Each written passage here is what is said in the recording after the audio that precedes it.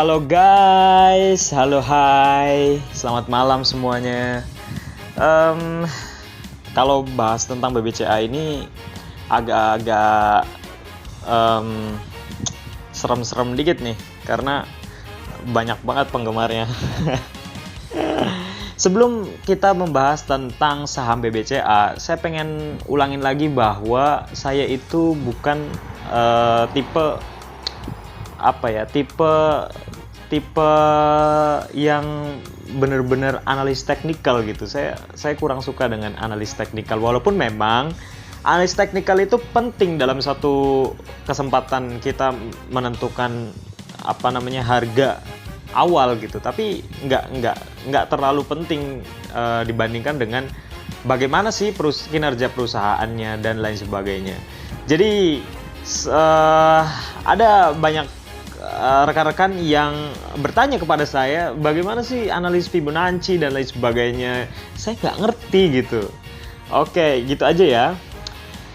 Jadi saya hanya melihat bagaimana sih perusahaan itu dan analis dasar aja, yang ringan-ringan, yang simple-simple, yang bisa dicerna oleh para pemula dan bisa juga dijadikan obrolan diskusi sama rekan-rekan juga. Baiklah, saya pengen coba untuk membahas tentang BBCA. Nah, kabar terbaru dari BBCA adalah bank ini baru aja stock split, guys. Stock split itu artinya adalah pemecahan harga. Misalnya dari harga 10.000 dipecah 1/5 jadi 2.000-an. Harga 1.000 dipecah jadi 10, jadi harga 100-an. Nah, ini BBCA ini stock split, dan kita cek aja deh. Stock split 1/5 BBCA. Dan hal yang paling bikin menarik adalah BBCA setelah stock split biasanya turun.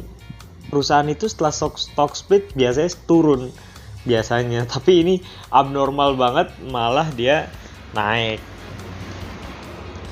Nah, dia sempat turun dari harga 7.700 ke 7.500, tapi harganya juga stabil juga. Dan menurut saya BBCA ini adalah istilahnya adalah the right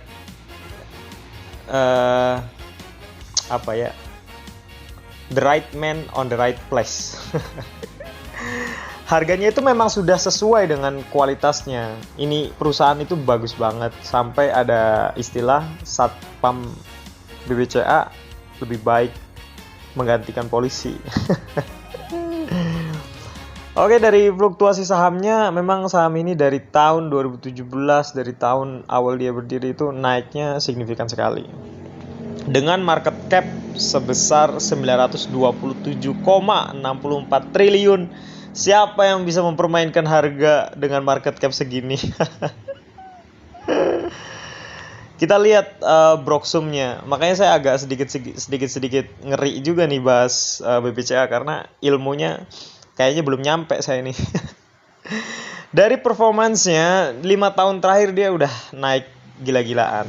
5 tahun terakhir dia naiknya 1.194%. Dan yang paling bikin menarik adalah di sini peranan asing itu sangat-sangat terlihat. Jadi ada hal yang menjadi kelemahan, di mana domestic buy ini bisa digiring gitu.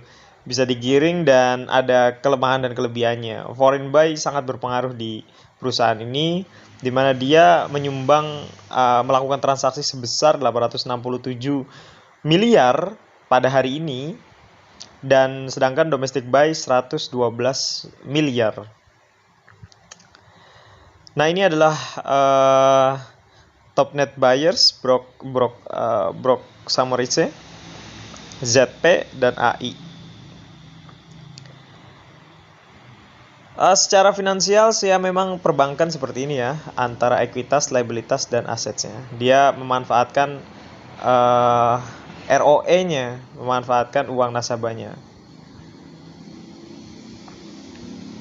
Setiap tahun ekuitas dari BBCA selalu naik, dan ini menjadi hal yang menurut saya adalah hal yang menarik.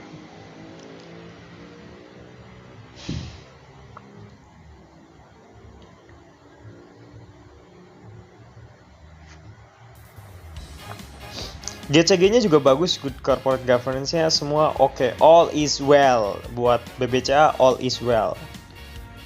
Tutup mata aja kalau mau beli BBCA mah. Cuman menurut saya ada hal yang harus dipertimbangkan, ya tadi peranan asingnya begitu terlihat. Di satu sisi peranan asing ini penting, tapi di sisi yang lain itu juga jadi hal yang agak riskan juga terkait dengan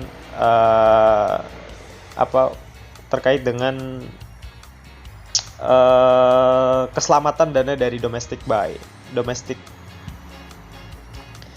Dia memulai listing di BI pada tahun 2000, kemudian dengan harga IPO-nya itu 1.400, pernah naik sampai 40.000, terus di stock split. Nah ini kita lihat bahwa di shareholders-nya PT Dwi Muria Investama Andalan sebagai pemegang saham pengendali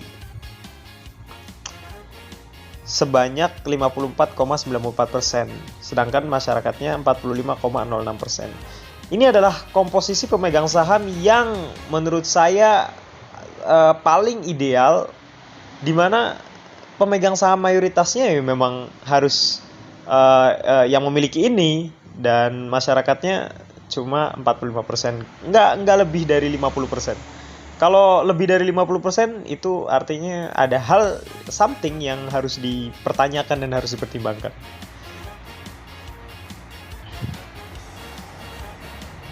Nama-namanya juga, aduh, udah deh, nama-nama komisionersnya itu udah angkat topi buat nama-nama ini.